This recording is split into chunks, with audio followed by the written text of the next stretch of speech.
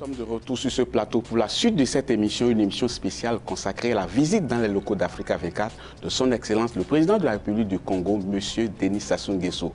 Et je le disais, avant que nous marquions la pause, nous devrons être rejoints sur ce plateau par un invité prestigieux, n'est-ce pas Samantha Ressali? Oui, un invité prestigieux puisque le Président de la République du Congo, son Excellence M. Denis Sassou Nguesso, nous fait l'honneur d'être avec nous sur le plateau. Votre Excellence, merci de nous accompagner. C'est moi qui vous remercie de m'accueillir ici. Et avec nous également notre éditorialiste Lucien Pambou. Lucien, merci également de nous accompagner. Oui, Samantha et Abilas. En tout cas, tout le plaisir est pour nous d'avoir sur ce plateau le président Denis Sassou Nguesso. Première question, est-ce qu'il vous arrive de regarder Africa 24? Si oui, à quel rythme et quelles sont vos appréciations générales sur cette chaîne 3 ans après son lancement? Je dis que ce ne sont pas des louanges que vous devez faire, mais être objectif, présenter l'Afrique dans ses difficultés, ses problèmes, ses malheurs, mais présenter l'Afrique aussi dans ce qu'elle peut réussir ou qu'elle a réussi. Et en cela, je pense que c'est notre fierté de voir que votre génération a pu mettre en œuvre un tel projet pour l'Afrique et pour le monde. Et je disais que le rêve devient réalité parce que nous avons été aussi jeunes comme vous. On a toujours pensé, et nous pensons encore à notre manière, nous mettre au service de l'Afrique et faire que l'Afrique soit réellement ce qu'elle est. Vous faites ce travail ici et nous suivons. Et nous vous félicitons et vous remercions et vous encourageons dans cette œuvre. Votre Excellence, tout à l'heure, nous vous avons entendu évoquer le soutien que peuvent apporter les États africains à un média tel qu'Africa 24. Comment les pays africains peuvent soutenir un média panafricain, Africa 24 en l'occurrence? Bon, le directeur général nous l'a dit, et qu'après son appel et l'appel des dirigeants ici de cette chaîne, il y a des États africains qui se sont déjà manifestés pour soutenir cette chaîne et peut-être entrer au capital de la chaîne. Et si se sont ainsi manifestés, c'est qu'il y a intérêt. Ils pensent qu'une telle œuvre ne peut pas disparaître, au contraire, et doit se développer. Et s'il y a déjà des signaux de ce genre, c'est une bonne chose. Je crois que d'autres signaux suivront. Que peut faire le Congo alors? Bon, nous avons écouté le message et nous allons le digérer. Hein. Nous allons le digérer et il y aura certainement une réaction du Congo, sans aucun doute. En tout cas, on espère cette réaction du Congo. Lucien Pambou, une question pour vous. Monsieur le Président, vous êtes un homme de paix. Vous le savez très bien que le Congo a traversé des moments difficiles depuis son indépendance. Vous avez écrit un ouvrage, 3 ouvrages, c'est-à-dire Le Manguier, le fleuve et la souris. Parlons vrai pour l'Afrique. L'Afrique, bien entendu, enjeu de la planète pour les nouveaux défis du développement durable. Le fleuve, le Manguier, Monsieur le Président, quel est le symbole qui est le plus important pour vous pour la consolidation de la paix au Congo? Le Manguier, le fleuve et la souris, c'est un livre que j'ai écrit à un moment très particulier. Et le titre est évocateur et le titre indique qu'il y a un manguier, il existe toujours devant ma maison, dans mon village, et ma maison qui est construite au bord d'un fleuve qui coule toujours et qui est là, c'est la Lima. Et puis la souris. Et la souris, bon, on me pose toujours la question, mais pourquoi la souris? je demande toujours au lecteur de retrouver la souris dans le livre même. Mais la souris, c'est un proverbe qui m'avait été énoncé par les sages du village un soir. On causait dans ma traversée de désert devant ma maison. On causait et ils ont sorti ce proverbe en disant que les souris qui vous rongent le talon la nuit viennent toujours du dessous du lit.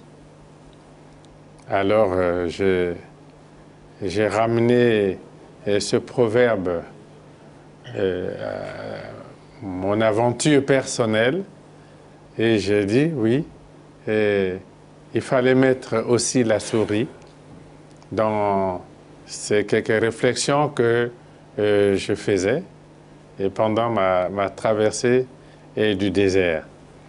C'est donc le fleuve qui coule, le manguier, qui me mettait à son ombre, et la réflexion. C'était la réflexion que je faisais sur les hommes, l'homme, à cet instant-là. Et j'ai retenu ce proverbe qui dit que la souris qui vous ronge les talons la nuit, quand vous êtes couché, vient toujours du dessous du lit. Voilà. Tout à fait, Monsieur le Président. Une autre question, Monsieur le Président. Vous avez insisté énormément sur la jeunesse et certains vous reprochent, à tort ou à raison, vous nous direz, que dans la prospérité que connaît le Congo, la jeunesse congolaise, le système éducatif, les systèmes de santé, la satisfaction des besoins primaires sont abandonnés. Qu'est-ce que vous leur répondez, Monsieur le Président? Bon, je réponds simplement que dans la vie, il est toujours facile de détruire. Il est toujours facile de tout détruire et pas facile de reconstruire. Et l'éducation, la santé,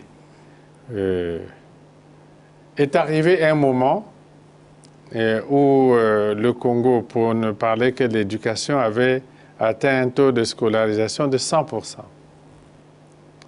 Et nous l'avons atteint aux années 80, et même avant. Et puis est arrivé un autre moment où nous avons décidé de détruire. Et nous avons vu le Congo connaître des années blanches. Et le taux de scolarisation a baissé. Nous avons dû reconstruire.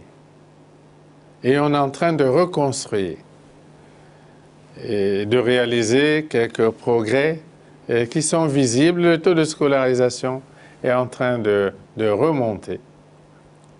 Et je prends dans le domaine de la santé, par exemple, un symbole. L'hôpital de Dolisie, que nous avions construit tout neuf aux années 80, a été détruit, complètement détruit, pendant des moments de turpitude. Il fallait le reconstruire et nous l'avons reconstruit. Il est tout neuf. Je crois que les Congolais reconnaissent que c'est le meilleur hôpital du Congo, équipement, etc. Ouais. Il faut vivre cela. Et la leçon que nous devons tirer de ces moments, c'est que la prospérité, il faut la continuité de l'effort et de la réussite. Et nous avons repris cela et nous avons bon espoir que notre pays va aller de l'avant. Oui. Monsieur le Président, avant de vous laisser partir, une question sur l'Afrique.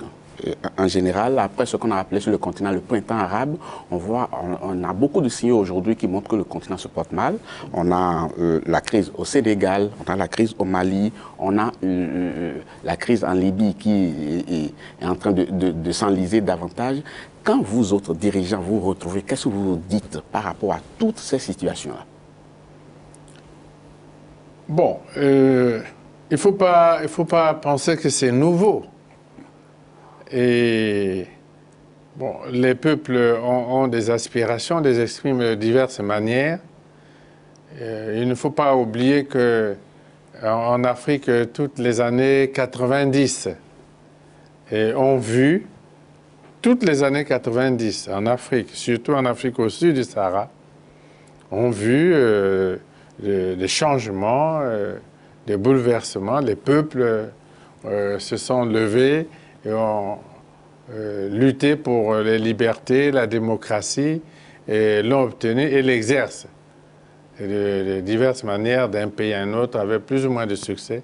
Mais lutte pour les libertés et lutte pour la démocratie et les droits de l'homme. On a vu ce vaste mouvement se développer en Afrique après la chute du mur de Berlin, les changements intervenus ici même en Europe de l'Est. Bon, que ce mouvement se reproduise dans quelques autres pays d'Afrique, pourquoi pas? Et ce sont les peuples qui luttent. Mais dans le cas du Mali, il faut savoir que la situation au Mali est liée au changement intervenu en Libye. Et nous l'avons fait savoir, nous en tant qu'Union africaine, dans les propositions de solutions que nous voulions apporter. Et à ce point, nous avons fait savoir que les changements en Libye non maîtrisés allaient avoir de lourdes conséquences sur les pays de la région.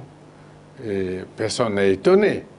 Nous savions que des armes qui sortaient des entrepôts de Libye, des armes de tout calibre, qui se répandaient dans le Sahel, allaient entraîner, et nous ne sommes pas encore au bout de nos difficultés dans cette affaire, et à entraîner des difficultés dans les pays voisins, au Mali, au Niger, en Mauritanie, au Tchad, des mouvements de population, même en Algérie, et peut-être même en Tunisie.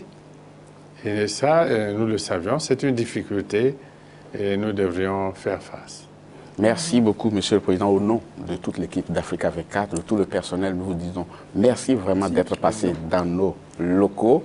Et on dit généralement que derrière tout grand homme se cache une femme de feu. Certainement que vous n'avez pas dérogé à cette règle parce que vous êtes un grand homme, n'est-ce pas, Samantha Ramsamy? Oui, merci Votre Excellence pour nous avoir permis de réaliser cette interview exclusive. Sa fondation Congo Assistance est à l'image de son engagement sur le front humanitaire et de l'action sociale. Santé, développement, éducation et formation professionnelle sont au cœur des préoccupations de la première dame du Congo, Madame Antoinette Sassou Nguesso. Illustration dans ce reportage à New York de Camille Thomas. C'était lors du sommet des Nations Unies pour la lutte contre le VIH-Sida en juin dernier. Antoinette Sassou Nguesso, une première dame engagée. Invitée au sommet des Nations Unies pour la lutte contre le VIH-Sida, l'épouse du président congolais s'est exprimée sur ses engagements en matière de santé. Un combat de longue date qu'elle défend à travers sa fondation Congo Assistance. Nous nous orientons sur 3 axes qui est la santé, l'éducation et aussi le social. Et nous avons, je pense, modestement fait du chemin sur le plan de la santé surtout. Je m'implique faire un peu le leadership, surtout pour des maladies qui sont des pandémies comme le VIH-Sida, comme maintenant avec la drépanocytose. Enseignante de formation, Antoinette Sassou Nguesso a toujours agi pour la cause des mères et des enfants. Elle souhaite désormais accentuer son action dans les milieux ruraux. Il faut aller au fond des choses et certainement des populations qu'on ne touche pas beaucoup, celles de l'arrière-pays, celles du monde, de la partie rurale de nos pays.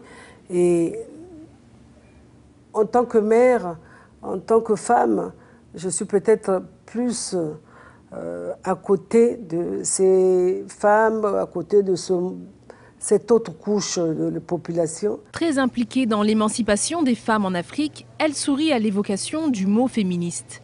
La première dame congolaise se définit plutôt comme une défenseuse de l'égalité des sexes. Je pense que la femme a son rôle à jouer. Et maintenant, dans un monde où on parle de plus en plus du genre, et je crois que nous devons nous impliquer. C'est vrai, d'aucuns penseraient que je suis féministe parce que je me lève contre, mais je ne suis pas contre les hommes. Simplement, je pense qu'on doit donner la place aussi, reconnaître la place prépondérante à la femme. Prochain rendez-vous de la première dame congolaise à Paris le 21 juin prochain pour la journée mondiale de la lutte contre la drépanocytose. Nous amorçons la troisième partie de cette émission avec l'entrée sur ce plateau de notre invité, Samantha. Oui, et nous avons l'honneur de recevoir la première dame du Congo, son Excellence Madame Antoinette Sassou Nguesso. Merci de nous accompagner sur ce plateau. Merci. Et toujours avec nous, Lucien Pambou. On vous a vu en action dans ce reportage. C'était lors du sommet à New York. Quel bilan faites-vous de votre action au sein de la Fondation Congo Assistance? Merci à vous de me donner encore l'occasion de parler de la Fondation Congo Assistance. C'est vrai qu'on fait des choses comme nous pouvons. Parler du bilan, je crois que ça serait un peu prématuré. Mais dire que nous continuons, oui, nous continuons toujours à travailler sur le terrain, sur la santé notamment, qui est notre créneau, la santé, mais aussi l'éducation. Donc nous venons là de faire une petite restructuration dans notre sein, parce qu'il fallait monter aussi des jeunes, et une nouvelle équipe s'est mise en place. Nous avons vu aussi sur nos statuts, retoucher nos statuts pour aussi faire une action, disons, pérenne. Parce que souvent, on agit sur le ponctuel, souvent la santé, l'éducation, et il n'y a pas d'action vraiment qui reste pour les générations futures. Et nous pensons nous atteler là-dessus, mais toujours nous attardons toujours sur ce problème du sida, qui n'est pas enrayé dans nos pays, comme vous le savez, et aussi sur la drépanocytose. Et nous mettons aussi l'accent sur le paludisme, qui tue beaucoup, qui tue beaucoup nos enfants. Et voilà, donc l'éducation et le social, c'est ce que nous faisons un peu tous les jours. Voilà. Madame, selon nos informations, vous recevez beaucoup de demandes au sein de l'association, de personnes qui sollicitent vos actions. Alors, comment est-ce que vous déterminez la priorité pour dire on va satisfaire ceci plutôt que cela? C'est vrai, vous avez raison. C'est vraiment difficile, surtout de faire le choix. On ne peut pas non plus satisfaire tout le monde. Vraiment, comme on dit, à l'impossible nul n'est tenu. Et la plus belle fille ne peut donner que ce qu'elle a. Et c'est souvent difficile d'établir les choix. Parce que tout est urgent, tout est nécessaire. Et bon, heureusement qu'il y a le gouvernement aussi. Hein. On ne peut pas avoir la prétention de dire que nous gérons tous les problèmes. Mais malheureusement, tout le monde pense que c'est à la Fondation qu'ils peuvent trouver une écoute, qu'ils peuvent trouver solution à tous leurs problèmes. Bon, dire qu'il y a priorité là, priorité, tout est prioritaire ainsi, pour ainsi dire. Mais nous voyons surtout, nous agissons surtout sur du social. Des gens, je peux dire de temps en temps, laissés pour compte. Donc la femme et l'enfant. Et la femme et l'enfant déshérités. Et ça, nous le voyons, on sent que là, ils ont un problème aujourd'hui de santé, comme nous parlons du sida et de la drépanocytose. Tout est prioritaire, mais c'est vrai qu'il faut faire le choix. Et quel message souhaiteriez-vous adresser à ces personnes qui attendent, qui sont dans l'espoir de recevoir une aide? Bon, merci, parce qu'il faut leur dire que nous ne sommes qu'une ONG comme tous les autres, comme toutes les autres, que nous ne sommes pas des décideurs aussi. Il faut que les gens sachent que quand on me pose un problème, souvent, il faut que je trouve les moyens de répondre à ces besoins. Et nos moyens sont limités. c'est pas parce que je suis la première dame, mais aussi je représente une ONG, une association. Alors il faut trouver de l'argent, il faut trouver des partenaires, souvent un peu partout, en Afrique comme ailleurs, surtout en Europe. Alors il faut leur dire qu'ils soient patients, qu'ils comprennent. Souvent, bon, quand quelqu'un est dans le besoin, c'est difficile de comprendre et de lui dire d'attendre. Et bon, nous renvoyons certains problèmes aussi à l'État. Parce qu'il y a des problèmes que nous ne pouvons pas résoudre dans l'immédiat. Mais au moins, on leur apporte notre sourire, on leur apporte notre soutien, on est présent. On est présent et on essaye toujours d'une manière ou d'une autre de satisfaire un peu leurs besoins. Et la priorité, comme je l'ai dit, c'est toujours sur la santé parce que là, vraiment, on ne peut pas se dérober. Là, nous parlons aussi de problèmes de cardiologie en ce moment, sur les problèmes cardiaques de l'enfant. Et là, heureusement, nous avons des partenaires comme le professeur Deloche qui est là, qui reçoit nos enfants, qu'on peut envoyer ici en France et qui nous soulage beaucoup. Voilà, il faut qu'ils sachent qu'à l'impossible, nul n'est tenu, on ne peut pas tout faire, mais nous sommes là pour eux, nous sommes là pour les écouter. Et si nous pouvons apporter quelque chose pour eux, on le fera toujours. Madame la Première Dame, je peux vous donner la garantie que les téléspectateurs congolais sont à l'écoute. Ils ont suivi cette émission, ils ont entendu votre message et certainement vous aurez les retours dès que vous serez de retour chez vous. En tout cas, merci beaucoup d'avoir été des nôtres. On ne va pas abuser de votre précieux temps. Merci beaucoup. Nous amorçons la dernière ligne droite de cette émission en recevant sur ce plateau nos invités habituels. Oui, Lucien Pambou est avec nous et Alfred Chango également, nos deux éditorialistes que vous connaissez bien. Alors, Alfred Chango, vous avez vu le président Sassou arriver sur ce plateau, la première dame par la suite. Intéressant d'avoir ce qu'a dit le président Sassou sur ce plateau. D'abord par rapport à l'engagement de l'État qu'il représente vis-à-vis d'Africa 24. Vous avez compris beaucoup de choses. Oui, j'ai compris beaucoup de choses en effet, Babylas. Mais la chose la plus importante, la plus essentielle, par-delà le soutien moral, le soutien verbal, il y a l'engagement quand même assez clair, assez ferme, même si elle est faite de manière subtile, de l'engagement de l'État congolais à intervenir au capital d'Africa 24. Ça, c'est un acquis. Et donc, on ne peut que saluer l'initiative. On espère que ça va se concrétiser rapidement. Lucien. Oui, bon, il faut espérer, bien entendu, que la parole rejoigne l'acte ou l'acte rejoigne la parole. Au-delà des mots, il faut passer à l'action. Il faut passer à l'action. Encore que la parole n'est pas suffisamment explicite. Explicite. Tout ce qui me concerne. Tout à fait. Donc le président s'est avancé sans s'avancer réellement. Il a ouvert, à mon avis, une fenêtre. Bon, maintenant, je pense il lui reste à ouvrir la porte. Alors là, dans ce cas-là, tout dépend globalement de lui.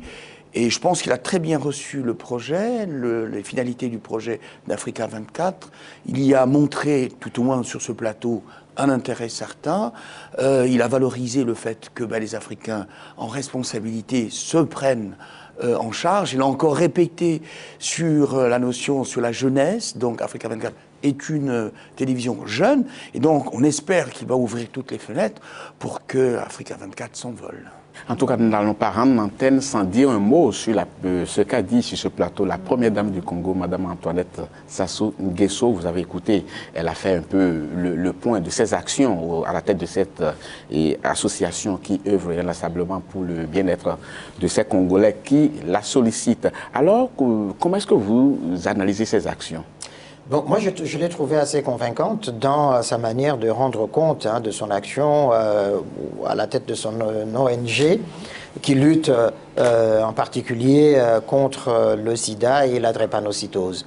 Quand on sait effectivement que la drépanocytose fait des ravages en Afrique noire et en particulier en Afrique centrale, au Congo-Brazzaville, au Congo-Kinshasa, c'est un engagement qui est assez fort justement auprès de ces malades-là. Mais elle a dit aussi une autre chose, enfin aussi pour les jeunes enfants souffrant des maladies, des affections cardiaques. Mais elle a dit aussi une autre chose très importante, qu'au fond, son ONG ne peut pas tout. Il y a des cas qui relèvent de l'État. Et on en revient justement à la question de la politique sanitaire du Congo, justement, qui devrait, en l'occurrence, prendre en charge la plus grande partie de toutes ces affections-là. Mais sinon, pour son action, effectivement, au fond, en Afrique, souvent on pense, et l'a rappelé à juste titre, parce qu'elle est la première dame, donc elle a une caisse illimitée où elle peut puiser de l'argent. Et elle a montré effectivement qu'elle n'a pas justement de fonds illimités, que les moyens sont limités, il faut solliciter des ONG à l'étranger, etc. Donc effectivement, c'est un appel qui est lancé à l'État et à d'autres Congolais pour pouvoir aussi s'engager dans ces genres d'actions. Comme quoi, quand on est première dame, on reçoit suffisamment de lumière, il faut en renvoyer vers les autres. C'est vrai que c'est pas aussi un rôle facile d'être première dame Oui. et d'être dans l'action, de s'impliquer dans la vie publique. Surtout quand on veut c'est vrai, c'est pas un rôle réellement. facile. Bon, elle a dressé, comme a dit Alfred, un bilan action qui est assez respectable. Bon, le problème, c'est le problème des moyens. Mais derrière le problème des moyens, il y a, à mon avis, un chaînon manquant. C'est aussi la programmation de la mise en œuvre de ces moyens-là, et peut-être quelque chose qui nous manque aussi, parce que la plupart des pays africains sont très balkanisés dans les têtes, c'est-à-dire comment, même s'il y a des coopérations avec les femmes des autres chefs d'État, comment ne pas organiser des grandes ONG à rayon régional. Les femmes de nos chefs d'État n'y pensent peut-être pas, mais voilà là, une proposition qui est une idée, bien entendu, qui peut être assez intéressante. En tout cas, ils sont des milliers à être à l'écoute, à suivre cette émission en direct, une émission qui a été consacrée à la visite dans les locaux d'Africa 24 du président Denis Sassou Nguesso, son épouse et une forte délégation de l'État congolais. Nous sommes à la fin de cette émission, Samantha, dommage. Qu'est-ce que ça finit vite? C'est très très vite passé, effectivement. On a été ravis en tout cas d'accueillir sur ce plateau le président du Congo ainsi que son épouse. Merci Alfred, merci Lucien. Merci, le plaisir était pour nous d'être en votre compagnie. Nous arrivons à la fin de cette émission, chers téléspectateurs. Merci beaucoup de l'avoir suivi. Nous vous donnons rendez-vous très très bientôt pour un autre numéro d'émission très très spécial. À bientôt.